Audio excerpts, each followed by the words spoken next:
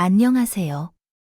저는 대한민국의 여성으로 사랑하는 엄마와 함께 30대를 잘 보내고 있습니다. 전에는 결혼을 해서 친정을 떠나 독립적으로 살았지만 여러 어려움을 겪은 후 현재는 엄마와 함께 행복하게 지내고 있습니다. 엄마는 아버지를 잃고 홀로 지내는 시간이 짧았고 저 또한 이혼 후 함께 살고 있는데 오히려 이전보다 더 가까운 관계가 되었습니다. 아마 우리가 모두 같은 아픔을 겪어서 그런 것일지도 모릅니다. 저희 이야기를 조금 공유해 보겠습니다. 30대 초반에 연애를 시작하고 약 1년 반 뒤 결혼을 했습니다. 남편은 수입차 영업사원으로 일하는 외제차 딜러였고 저는 평범한 회사를 다니는 일반 직장인이었습니다. 특별한 기회로 인해 만나 결혼을 하게 되었어요. 우연한 계기로 시작된 만남은 저희 아버지가 새 차를 구입하고자 하셔서 저에게 조금 알아보라고 부탁하셨을 때 교감이 생겨 연애로 이어졌죠. 연애 기간 동안 남편은 고객들과의 의사소통 능력이 좋아 매력적으로 느껴졌습니다.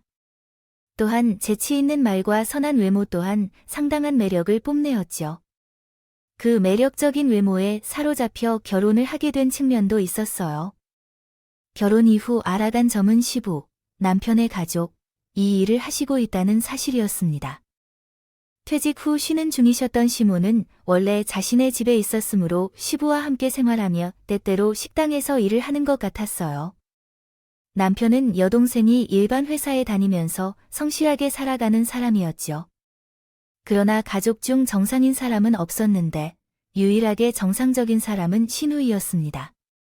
우리 남편조차 쓰레기짓을 해서 결국 헤어졌는데 그때도 시누이는 차라리 이혼하는 게 나을 것이라며 제 편을 들어준 사람이었죠. 하지만 그것은 전부 결혼 후의 이야기이고 연애부터 시작해서여요. 결혼한 후 몇 년 동안 남편과 제가 문제없이 행복하게 잘 지냈습니다. 우리 둘은 연애를 하다 결혼을 결심하면서 서로의 집안을 찾아가며 인사를 나누고 허락을 구한 뒤 결혼을 준비했습니다. 제 오빠도 남편을 만나보고 좋은 사람으로 생각하여 함께 잘 살라고 권유했죠. 그렇게 결혼을 하게 되었는데 당시 시댁 상황이 어려웠기에 남편 쪽에서 결혼 비용을 감당할 수 없었고 제 아버지가 지원하여 결혼을 할 수 있었습니다. 그때까지만 해도 남편의 친절한 모습에 속아서 좋은 사람이라 생각했는데 결혼 후에 현실이 달랐습니다. 대출받은 돈으로 작은 집을 구할 수 있었어요. 그렇게 해서 신혼살림을 시작하게 되었죠. 하지만 결혼 때부터 시작해서 남편은 꼭 우리 아버지만 만나면 이런 이야기를 하곤 했습니다. 장인어른, 회사에 자리 하나라도 없습니까? 명색이 사위인 저도 아버지 밑에서 일을 배우고 도와드리면 좋겠단 생각이 들어요. 지금 너 하는 일도 잘 하고 있는 거 아닌가? 왜 갑자기 우리 회사에 들어오겠다고 하는 거야? 아, 그거네. 형님이 현재 아버지 밑에서 일을 배우면서 저렇게 아버지를 무시명면으로 도와드리고 있으니 저도 그런 모습을 보여야겠지요. 아니죠. 그리고 나도 아버지 밑에서 배우다가 나중에는 형님이랑 함께 사업을 계승하거나 그 외의 방법을 모색할 수도 있겠죠. 그렇게 안 되면 제사를 지내는 방안도 고려해 볼 수 있겠죠. 맞아요. 자네, 내 생각엔 사업적 감각이 없어. 너 같은 우유부단한 사람은 사업에 성공하기 어려울 거야. 단지 말 잘하는 것과 성격이 좋아서 현재 일을 계속하는 게 좋을 거야. 내 의견으로는 그게 너에게 맞는 거야. 아버지는 이렇게 말씀하시면서 남편의 제안을 늘 거절했어요. 그러나 포기하지 않았던 남편은 꾸준히 결혼 생활 동안 아버지에게 계속해서 말씀하고 그때마다 우리 아버지는 매번 칼같이 끊어내셨죠. 그걸 보면서 저도 아버지께서 한 번쯤은 남편에 대해 얘기를 해주시면 좋을 것 같다고 생각했는데 지금 생각해보면 우리 아버지가 진짜 현명하셨다는 걸 알 수 있네요. 하지만 여기에서 우리 남편이 매번 그렇게 거절당하니까 한 번은 정말로 서러웠나 보더라고요. 명절에 술을 마시는 중에 남편이 완전히 취해서 그랬다는 거예요. 아버지, 정말 너무하십니다. 제가 그렇게 못 믿어 오십니까? 저도요. 저도 아버지 밑에서 배우고 사업하고 싶습니다. 형님만큼이나 잘할 자신이 있습니다. 이젠 영업도 안 되고 월급도 쥐꼬리만큼 받아서 언제 이사를 가겠어요. 저도 진짜 큰 집에서 우리 마누라를 데리고 살고 싶습니다. 이런 제 속 깊은 뜻도 모르시고 진짜 그렇게 매번 대번에 거절하시는 거 정말 너무하십니다.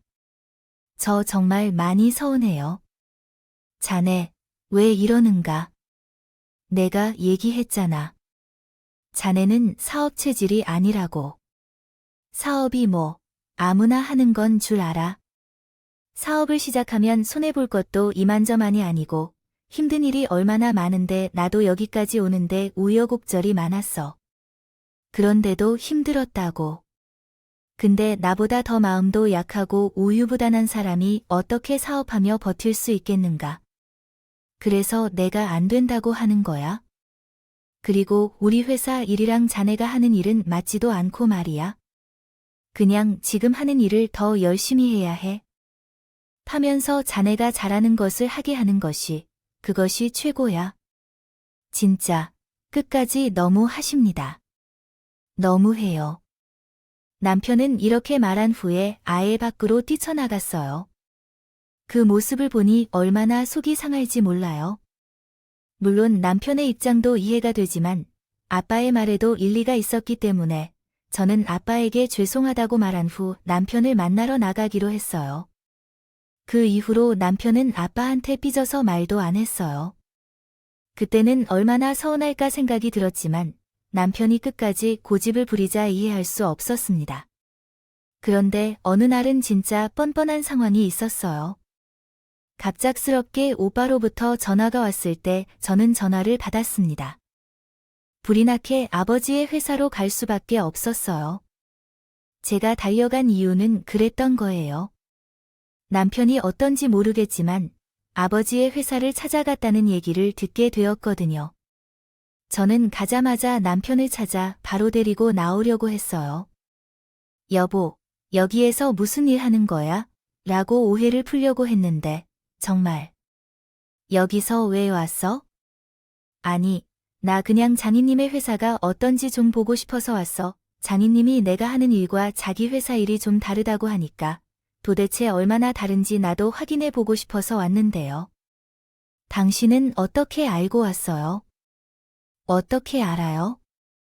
나도 당신이 여기까지 오는 동안 어떤 소식통이 알려주는지요. 하나 없었을까 봐. 그리고 내가 어떻게 한 게 중요해?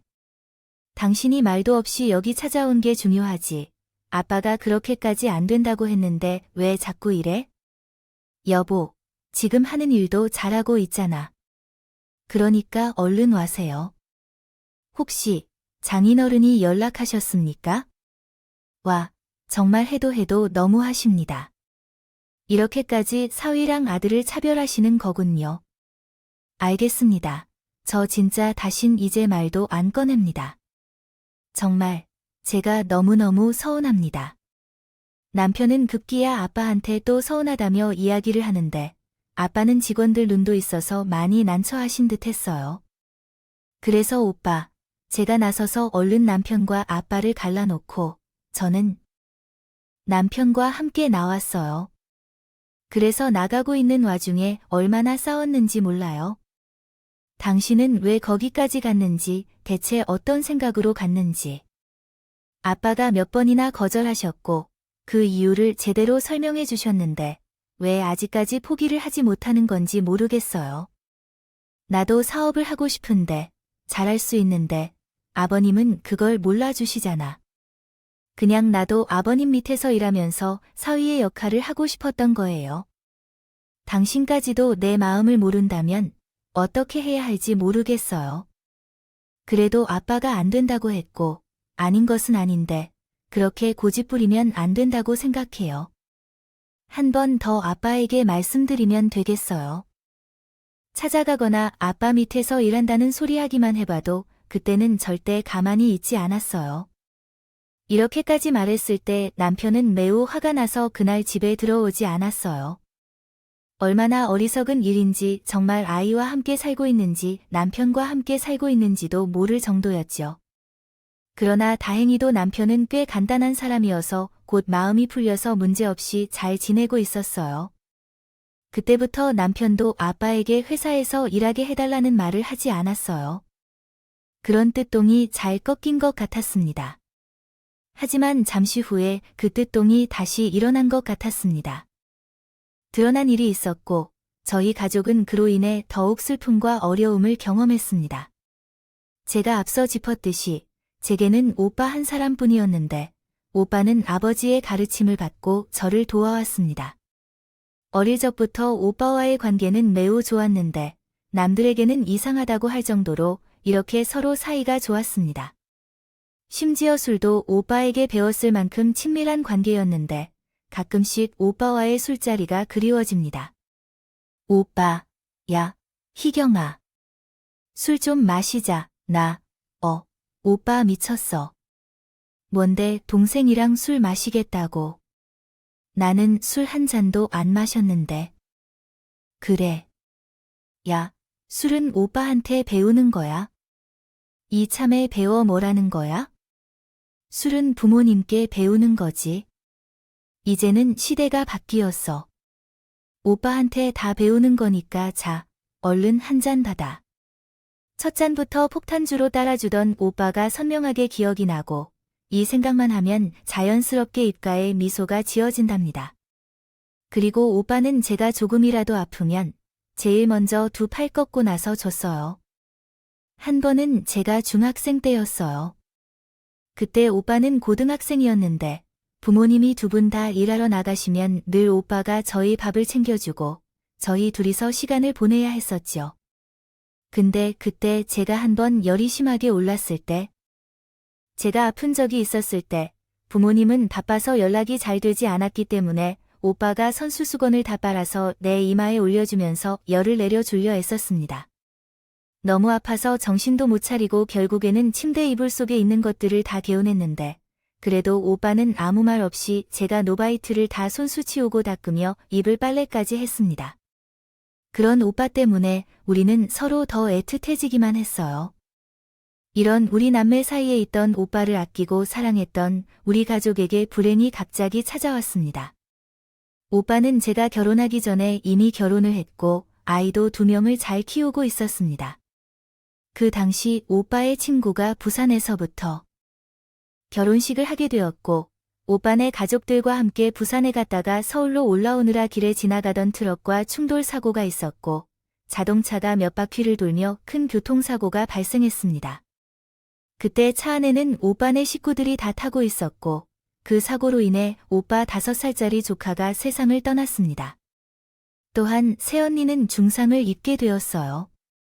다행인 점은 막내 조카가 이제 막 돌이 지났기 때문에 오빠가 막내 조카만 장모님에게 맡길 수 있어서 그 아이만이 위기를 극복할 수 있었습니다. 오빠의 갑작스러운 죽음으로 인해 우리 가족은 정말 폭풍과도 같은 시간을 보내야 했습니다. 특히 우리 아버지는 우리 형을 매우 믿으셨기 때문에 형에게 사업을 물려줄 생각을 하고 있었는데 모든 게 물거품이 되어버려서 아버지는 매우 힘들어하셨어요. 아버지에게는 우리 형은 거의 모든 것이었습니다. 이는 아버지가 지병을 앓고 계셔서 늘 병원에 다니며 치료를 받아야 했기 때문이었는데 그때마다 형이 회사에서 아버지의 자리를 채우면서 아버지가 편안히 치료에 집중할 수 있도록 도와주었기 때문입니다. 그만큼 아버지를 배려하고 아버지의 회사를 자신의 것처럼 생각하며 최선을 다해 도와주던 사람이었죠. 그래서 아버지가 형의 죽음으로 인해 많이 힘들어할 수밖에 없었어요. 하지만 오빠의 죽음으로 큰 이별의 아픔을 감당해야 하는 사람은 아빠뿐만이 아니었습니다. 평소 오빠를 많이 의지했던 오빠의 장모님도 누구보다 슬퍼하고 오열하며 거의 실신까지 할 정도로 힘들어했습니다. 어떻게 해야 할지 모르겠고 우리 사위가 불쌍해 보이는 것에 대해 어찌해야 하는지 우리 손주에게 어떤 지원을 해주어야 하는지 고민했습니다.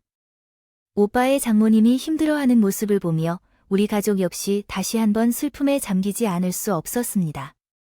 이유는 우리 오빠가 얼마나 좋은 사람인지를 잘 알기 때문입니다. 결혼 전에 새언니네 집 상황이 얼마나 안 좋았는지 알고 있었기 때문입니다. 항상 오빠가 새언니네 경제 상황을 돌아보며 집안을 돌봐주고 있었어요. 그래서 오빠네 장모님도 오빠를 좋아하고 친자식처럼 대하고 있었는데 오빠의 갑작스러운 죽음을 받아들이기 쉽지 않았어요. 한순간에 오빠와 사랑하는 어린 조카가 세상을 떠나자 우리 집안은 그때부터 폭풍 같은 비극을 맞이해야 했습니다. 아빠와 오빠의 장모님을 비롯한 가족 중에선 특히 많이 힘들어하고 슬퍼했지만 우리 새언니의 슬픔을 달랠 만큼 역부족이었습니다. 언니는 남편과 자식을 잃은 슬픔도 헤아릴 수 없이 커 있었는데 그 상황에서 사고로 인해 하반신 마비 판정을 받게 되었어요. 그래서 우리 집뿐만 아니라 오빠네 처갓집까지도 동일한 비극적인 상황에 휘말려 있어서 힘들어할 수밖에 없었습니다. 그러나 영원히 슬픔에 빠져 있을 수 없었기 때문에 가족 모두가 슬픔을 이겨내고 서서히 다시 일어서려고 노력하고 있었던 당시에 정말로 당황스럽고 화나며 생각만으로도 열받는 상황을 경험해야 했습니다. 아빠는 사업을 물려줄 후계자를 잃은 후 회사를 다시 혼자 일구어 나가기 위해 많은 노력을 기울이고 있었지요. 그런데 그때 아빠의 회사 후계자 자리를 노려보던 사람이 나타났는데 그것이 바로 제 썩어가는 남편이었습니다.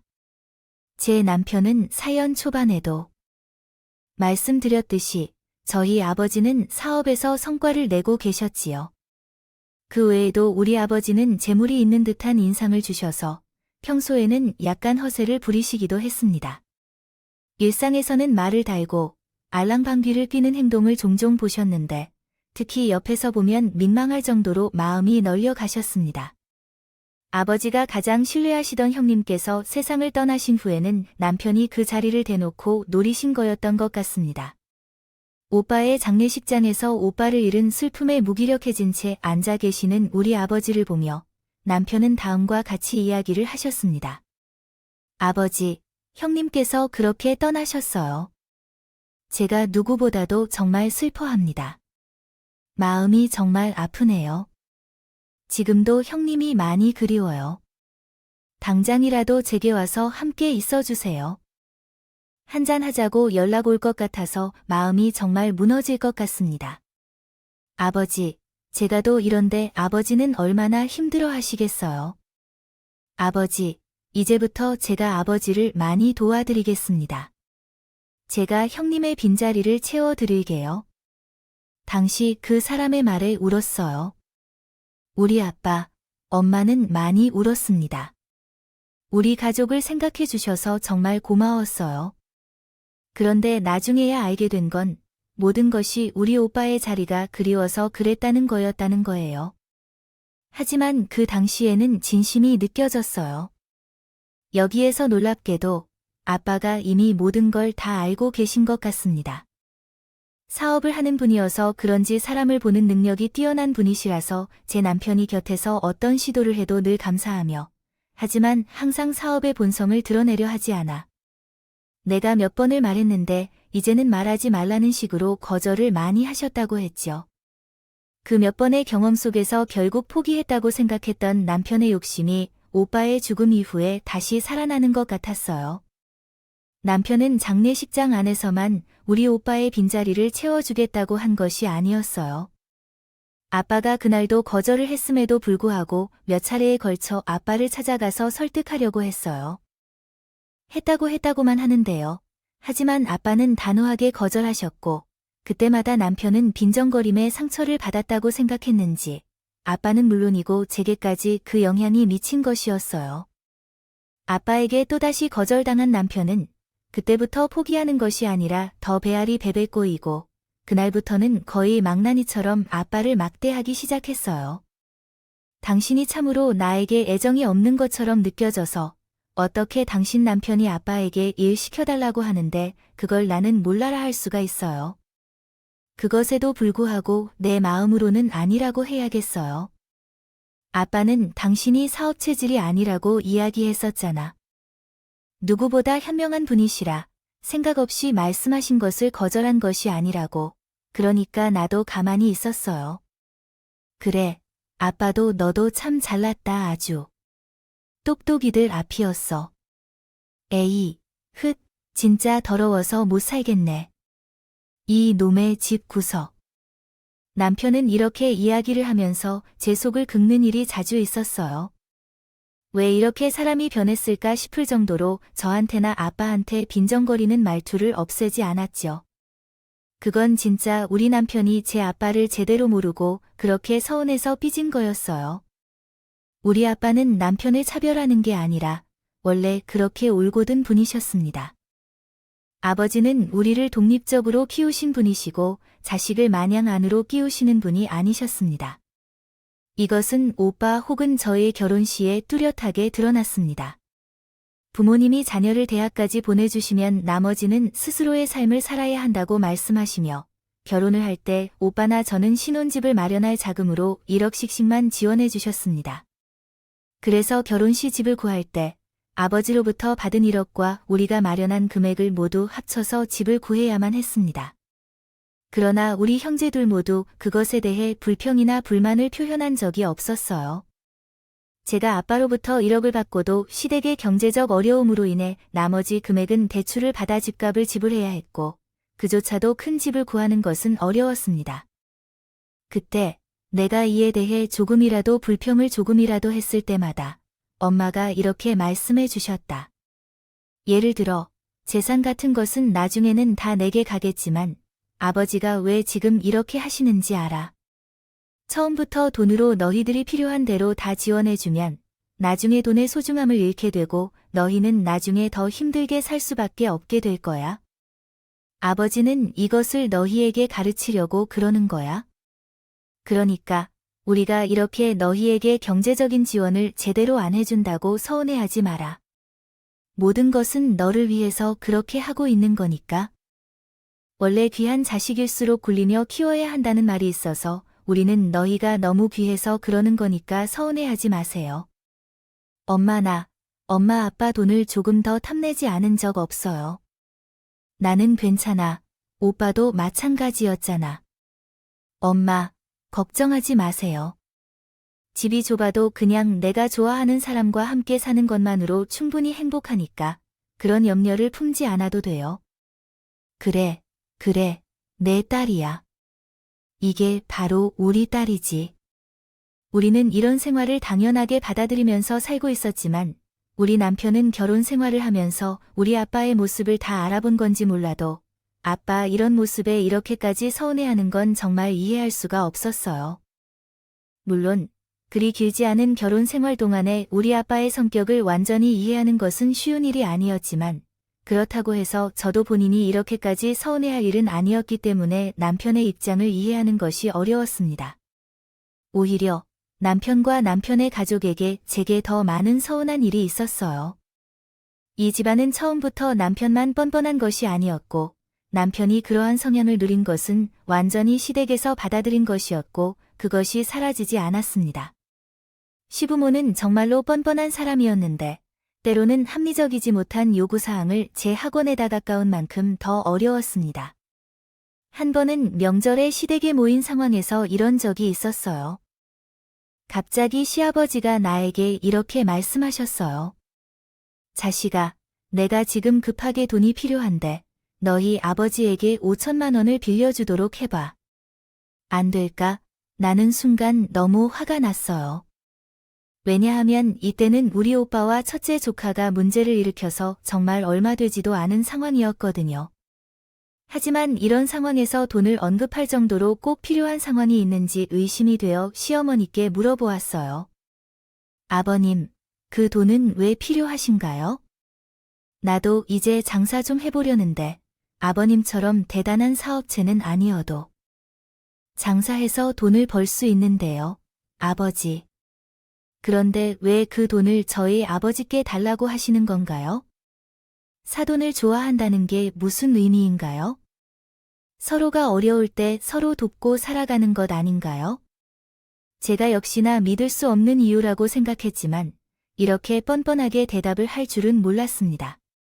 그래서 곧바로 제 속에 있는 이야기를 했습니다. 아버지. 돈이 없으면 시작도 하지 않아야 합니다. 너 지금 너희 아버지 돈 좀 있다고 유세하러 다니냐? 어디서 시아버지 돈 없다고 배우려고 듣죠? 받아서 쓰면 될 거 아니에요. 아버지, 그렇게 하다가 망하면 어떻게 하실 건가요? 정말 죄송한데요. 가르치려는 게 아니라고요. 제가 애초에 아버님의 부탁을 들어드릴 수 없었어요. 지금은 집안일로 인해서 아빠가 마음을 추스르고 계시는 상황이 어렵기도 하고, 결혼 전에도 결혼 후에도 다들 각자 잘 살아가십니다. 금전적인 부분 외에는 일절 도와주시지 않으셨어요. 그건 제가 시집을 갈 때 아버님도 알고 겪으신 일이잖아요. 그런데 갑자기 5천만 원이라니요. 저와 오빠한테도 돈을 주시지 않았던 분인데 이게 가능할까요? 죄송하지만 전 못 들은 걸로 할게요. 뭐, 이건 맏며느리인지 아니면 선생님인지 참난 원됐다 필요해요. 없다고 단호하게 이야기하며 시아버지의 요구를 완전히 차단했어요. 시부는 제 반박에 혼자 열받아 하며 됐다고 하곤 그 이후로 돈 이야기를 다시 못 하셨어요. 그런데 시부와 대화할 때 우리를 도와준 사람이 있었어요. 그 사람은 다름 아닌 제 시누이였습니다. 시누이는 제게 돈 이야기를 꺼내는 시부의 이야기를 들은 후 이렇게 말했어요. 아오, 아빠. 언니 말이 100번 1000번 맞아. 탐낼 걸 탐내요. 염치가 없어도 요번 수지 제발 그만 좀 해. 내가 다 쪽팔려 죽겠어. 연희한테 아빠가 장사하고 싶으면 아빠가 직접 돈을 모아서 아빠 돈으로 해야지. 왜요? 그걸 아버지께 손 내놓으세요. 진짜 이상한 사람이에요. 어쨌든 우리 아빠인데 너무 뻔뻔해요. 언니, 제가 대신 사과할게요. 미안해요. 우리 아버지가 언제 철 들려 하려고 하는지 모르겠네요. 내가 진짜 이래서 친정에 오기가 싫어. 쪽팔려서. 그 소리에 시아버지께서 민망해하는 모습으로 방으로 들어가시더라고요. 그때 얼마나 신우에게 고마웠는지. 정말로 신우이는 제가 겪으면 겪을수록 이 집안에서 유일하게 정상인 사람인데 진국인 사람이었어요. 근데 또 그 뒤로는 무슨 일이 있었는지 아세요? 이 놈의 시댁 사람들은 근성이 있는 건지 아니면 뻔뻔스러움에 한계가 없는 건지 이번에는 시어머니께서 제게 전화를 했어요. 화가 나서 전화를 거의 던져버릴 뻔했습니다. 네, 우리 아들이 저한테 그렇게 토로를 했대요. 아이에게 들었더니 박아버지도 너무 하신다고 하더라고요.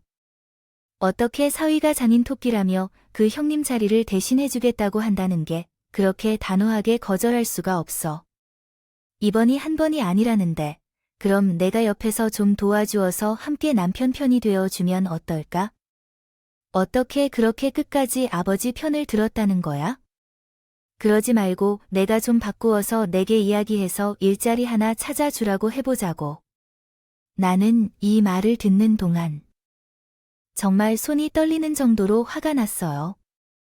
그래서 바로 시모에게 이야기를 했죠. 어머님, 우리 아빠가 누누 이야기를 했지만 어머니 아들은 사업 체질이 아니래요. 우유부단해서 사업하며 망해서 마음을 고생하기 심하다며 결코 될 수 없다고 했습니다. 그러니까 제발 이제 좀 그만하세요. 더 통화를 했다가는 못할 말까지 쏟아낼 것 같아서 그냥 전화를 끊었어요. 어째서 시댁 식구들이 남편마저 돌아가면서 저를 힘들게 하는 건지 이해가 되질 않았어요. 도대체 왜 이렇게 결혼을 유지해야 하는지 궁금해서 이때 도저히 안 되겠다 싶어서 남편에게 이야기했습니다. 당신의 어머님께 우리 아버지에 대한 이야기를 했다며 정말 내가 당신을 못 막을 것 같아. 나는 지금까지 다 참았지만 더는 참을 수가 없어. 이혼을 하자고. 뭐, 이혼이라니. 무슨 말이야? 이혼은 말 그대로 이혼인데 우리 아버지가 그렇게 괴롭혀서 이제는 어머님까지 그것을 찔러 바쳐서 날 힘들게 해. 당신은 진짜 어디까지 밑바닥을 보게 될 거니? 나는 당신과 더 이상 함께 못 사니까 당장 이혼하자고. 처음으로 이혼이라는 말이 내 입에서 나오니까 남편은 그제서야 조금은 정신을 차린 것처럼 했다. 다행히도 제 말은 우습게 들리지 않았는지 그제서야 싹싹 빌더라고요. 알겠어요. 여보, 다시는 그런 일 없을게. 장인어른께 그런 소리 하지 않을 거야? 그러니까 제발 이혼하자는 말은 하지 마. 하지만 이미 내 마음은 돌아섰기 때문에 어느 정도 남편과 이혼을 생각하면서 남편의 행동을 지켜보고 있었어요. 그때 남편과의 사이에 이상한 일이 있었는데 5년 동안 아무리 노력해도 아이가 생기지 않았어요. 주변에서도 아이를 많이 기다리고 저도 아이를 낳고 싶었기에 산부인과로 가서 인공수정이라도 하려고 했었지만 그 시점에 오빠의 첫 조카가 잘못되었고 남편이 진상짓을 연속으로 했었어요. 불의와 저의 탓으로 그 마음을 싹 사라지게 했고 이혼까지 고려하게 되었던 일이었습니다.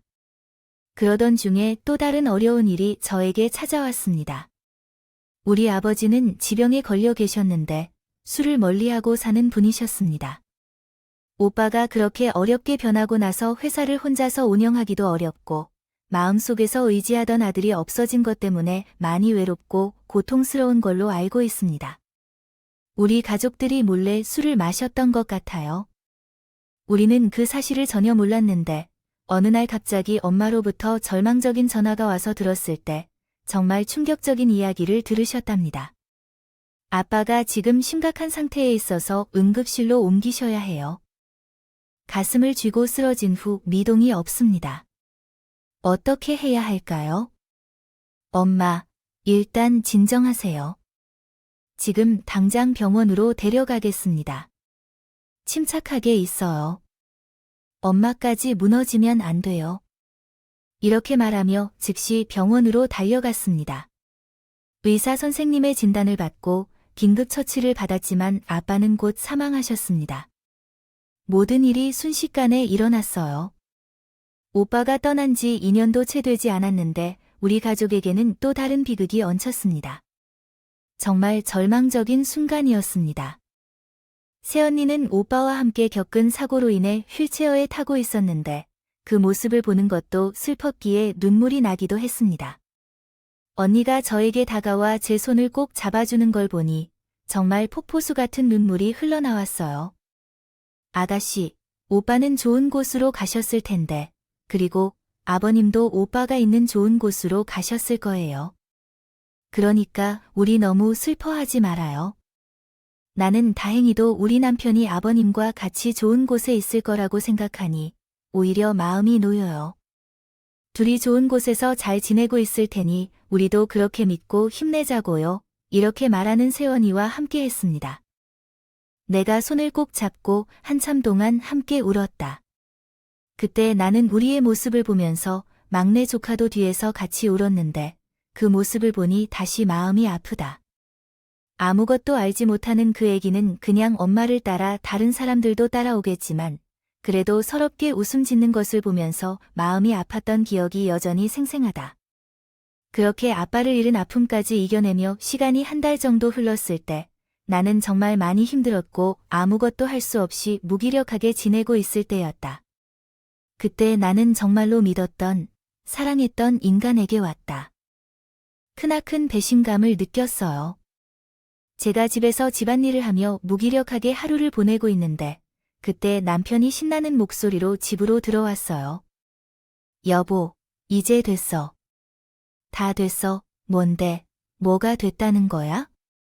나 지금 40평대 아파트 계약하고 왔거든. 우리 있잖아. 이제 좁아 터진 데서 그만 살고 넓은 집에서 살 수 있어. 뭐, 아니, 당신이 돈이 어디 있어서 그걸 계약했다는 건가? 아, 계약금은 내가 알아서 냈어. 그건 걱정하지 마. 그 잔금만 이제 당신 아버님께 상속받은 거 그걸로 해결하면 될 것 같아. 뭐라고? 아니, 당신 진짜 제정신이야? 지금 우리 아빠 돈을 가지고 내가 계약을 하고 왔다는 건가? 어차피 당신이 상속을 받게 될 것이라는 거잖아. 이런 쓰레기 같은 사람은 어떻게 이렇게 신명나게 그 아파트 계약을 하고 돌아와서? 어딘가 미친 것 같아. 지금 당신이 나와 애가 없다고 하는 거야? 너 같은 놈과 애가 없는 건 진심 천만다행이다. 그리고 왜 내 돈을 물어? 엄마도 살아계시고 우리가 챙겨야 할 새언니와 조카도 있잖아. 우리 엄마가 새언니와 조카를 얼마나 챙기는지 당신도 알잖아. 나도 똑같아. 나도 새언니와 조카를 많이 생각하고 있어. 이제부터 그 돈으로 우리 엄마와 새언니, 조카를 지키고 챙기기에도 부족한데 왜 그걸 당신 돈을 그냥 마음대로 쓰려고 하고 있어? 게다가 아무런 협의도 없이 그것까지 빌어먹다니. 아니요. 우리도 이제 법적으로 장인어른한테 상속받게 되는 거 아닌가요? 우리에게도 그럴 권리가 있는 것 아닙니까? 왜 그것이 우리일까요? 그게 왜 우리에게 해당하는 것이냐고요. 이 미친 삐리리야. 우리가 아니라 나와 내 엄마가 상속받은 거잖아요. 우리란 말 쓰지 마세요. 재수 없으니까요. 어쩌면 좋은지 모르겠어요.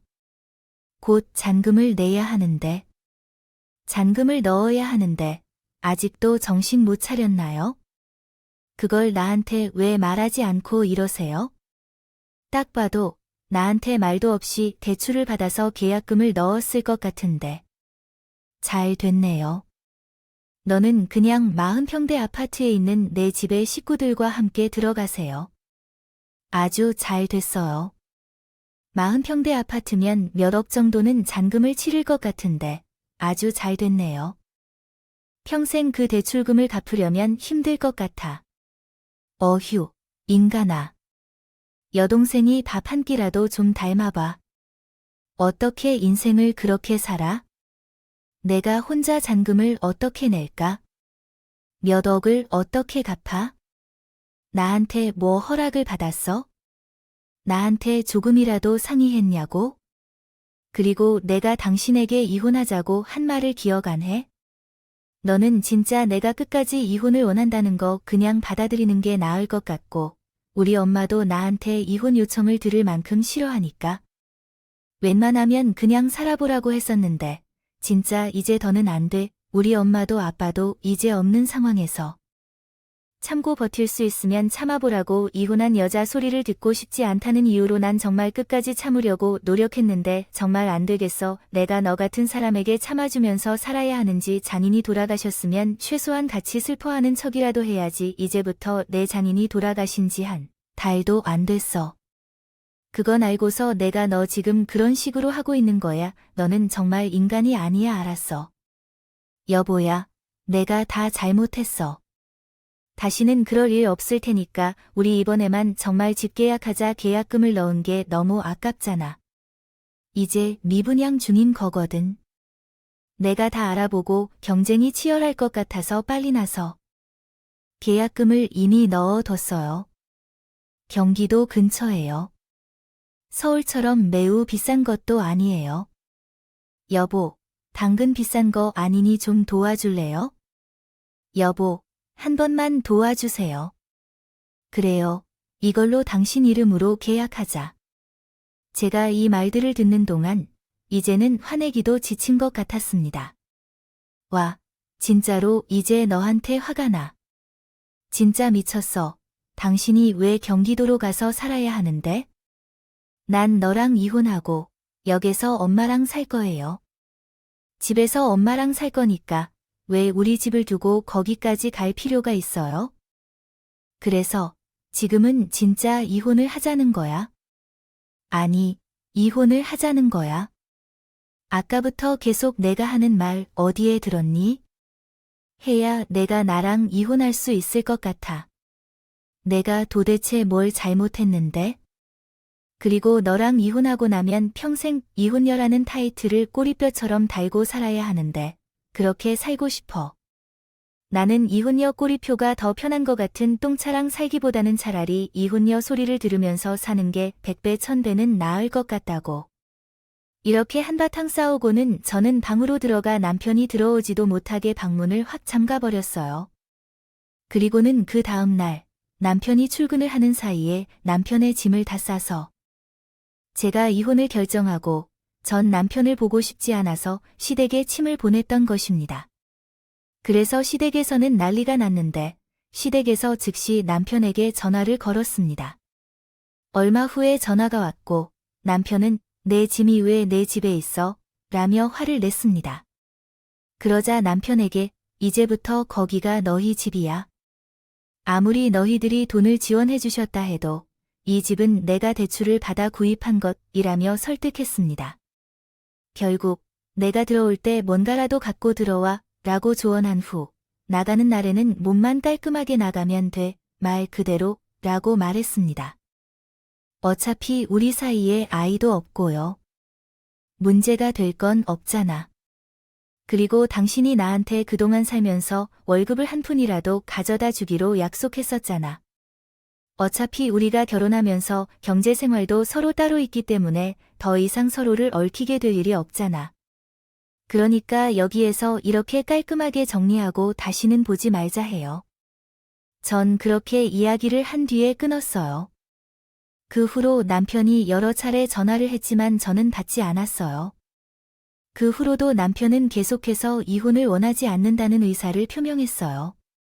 집에 갑자기 찾아와서 문자를 보내면서 이혼할 수 없다고 말했지만 저는 변호사를 찾아서 협의해야겠어요.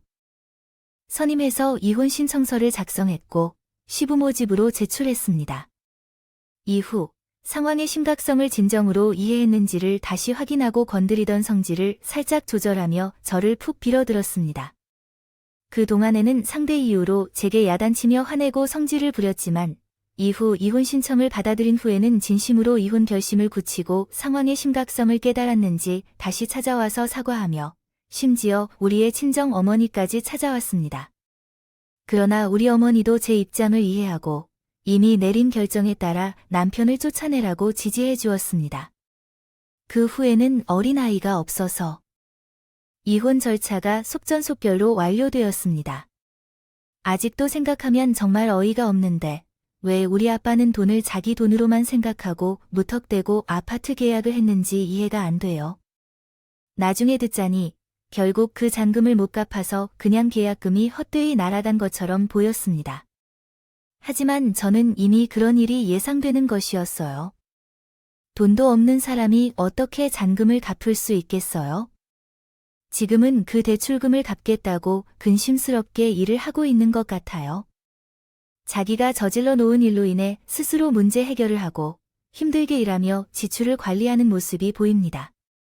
저는 현재 엄마 집으로 이사를 갈 생각입니다. 살고 있어요. 어차피 이혼되면 전 남편과 살았던 집은 처분하고 엄마랑 같이 살 생각이었기 때문에 이혼이 완료된 즉시 집을 내놓고 친정집으로 들어가서 같이 살고 있어요. 제가 집으로 들어갔을 때 엄마는 안아주며 이렇게 이야기했어요. 잘 왔다 딸아. 그동안 수고했어. 엄마도 이제 아빠도 없고 외로운데 우리 둘이 의지하면서 잘 살자. 그리고 너도 충분히 더 좋은 사람을 만날 수 있으니까 엄마랑 같이 살면서 그동안 못 누렸던 자유를 누리면서 너 하고 싶은 거 다 하면서 살아. 고마워. 나 당분간은 정말로 나를 위해서 살아볼 거예요. 나와 엄마는 그렇게 얘기하고 둘이서 부둥켜 안고 한참 울었어요. 저와 엄마는 오빠 아빠의 죽음부터 시작해서 저희 이혼까지 3년도 안 되는 시간 동안에 너무 많은 일들이 있어서 절로 눈물이 날 수밖에 없었어요. 그리고 지칠 대로 지친 상황이었기에 서로에게 더욱 의지가 되었고 지금은 세원이랑도 연락을 많이 하고 있어요. 엄마는 오빠가 잘못된 후 바로 아빠와 함께 세원이와 막내 조카를 많이 도와주고 있었는데 아빠가 돌아가신 후에도 엄마는 끝까지 세원이를 책임지려고 노력을 많이 하고 계셨습니다. 오빠의 효과 덕분에 우리가 끝까지 함께 할 수 있게 되었습니다. 엄마가 세원이와 막내 조카에게 보살피고 있다고 해요. 저도 엄마의 말에 동의하여 계속해서 연락을 하고 있어요. 얼마 전에는 세언니 바람을 쐬고 싶어서 막내 조카를 데리고 나가 놀러 간 적도 있었어요. 집에만 있을 때는 조금 답답했는데 이렇게 맑은 공기를 마시니 너무 좋다고 해요. 언니가 좋아하던 것들이 많았죠. 새언니는 지금 하반신 마비로 쓰고 있지만 재활 치료를 받으면서 조카를 위해 노력하고 있는 것 같아요. 언니가 꼭 일어날 수 있도록 저와 엄마도 옆에서 도와주려고 하고 있어요. 부디 여러분, 앞으로 새로운 삶을 살아갈 저와 엄마, 그리고 세원이와 조카를 위해서 많이 응원해 주셨으면 좋겠습니다. 저도 지금은 당분간 연애 생각이 없어서 제 할 일을 하면서 평범한 일상을 보내고 있습니다. 앞으로도 당분간은 이 평화가 계속 유지되었으면 좋겠네요. 아니, 앞으로도 계속해서 인생의 새로운 이야기를 펼치며 세옹지마라고들 하잖아요. 우리 집안에는 늘 좋은 일만 가득할 거라고 생각했었지만 여러 가지 일들이 지나가는 것을 보며 세옹지마라는 말이 정말로 적절하다는 것을 많이 느낄 수 있었습니다. 그 폭풍처럼 힘든 시기가 지나간 지금은 싹 지나간 일이니까 앞으로는 좋은 일만 있으면 좋겠어요. 그리고 앞으로는 그런 삶을 살기 위해 더 노력하며 우리 가족을 위해 힘쓰겠습니다. 여러분도 항상 좋은 일만 있진 않겠지만 혹시 현재 슬픈 일을 겪고 계신다면 앞으로 다시 찾아올 행복한 날을 생각하며 그 슬픔을 잘 이겨내길 바랍니다. 저도 항상 응원하고 있을 거예요. 제 이야기를 들어주셔서 정말 감사합니다. 음악